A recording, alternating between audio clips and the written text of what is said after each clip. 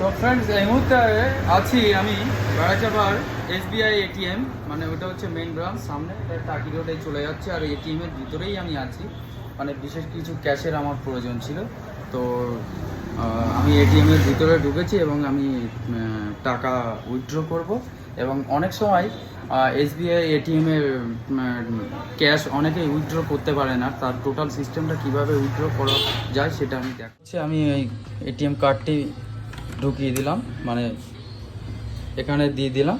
তো তারপরে এটা ইন্টারন্যাশনাল, ডোমেস্টিক আমরা ডোমেস্টিক করব যেহেতু ইন্ডিয়ান, সেক্ষেত্রে তো স্ক্রিন টাচ বা এই সুইচেও কাজ করতে পারবেন। একটু প্লিজ ওয়েট বলছে, একটুখানি ওয়েট করলাম। এরপরে ভাষা সিলেক্ট করতে বলছে, বাংলা, ইংলিশ, হিন্দি। তো আমি বেসিক্যালি ইংলিশেই করি। First cash, cash quick, withdrawal, এদিকে ব্যাঙ্কিং, সেট ইউপিআই পিন, কিন্তু আমার উইথড্রল লাগবে। তো আমি উইথড্রলের জন্য এবার আমার যে অ্যামাউন্টটা প্রয়োজন আমি সেই অ্যামাউন্টটা এখানে দিলাম, দিয়ে আমি ইয়েস প্রেস করলাম।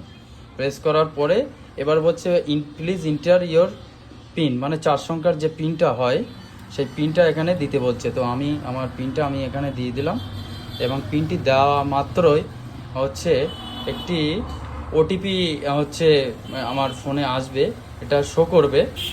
তো এই ওটিপিটা আসার জন্য আমাকে একটু অপেক্ষা করতে, এরকম টাইমিং দেবে 30 সেকেন্ড করে। তো এখানে হচ্ছে আপনার ওই সংখ্যাটা মানে ওটিপিটা দিতে হবে, দেওয়ার পরে এটাকে প্রসেস করলে, হ্যাঁ, তারপরে এই যে হচ্ছে না, বলছে প্লিজ ওয়েট।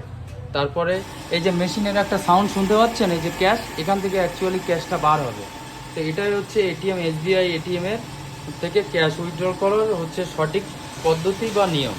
তো আমি ক্যাশটি আমি এইভাবেই উইথড্র করেছি, এবং আপনারা এইভাবেই উইথড্র করবেন। এই যে ক্যাশ আমার এই হাতে চলে এসছে, এই তো এই হচ্ছে ব্যাপার।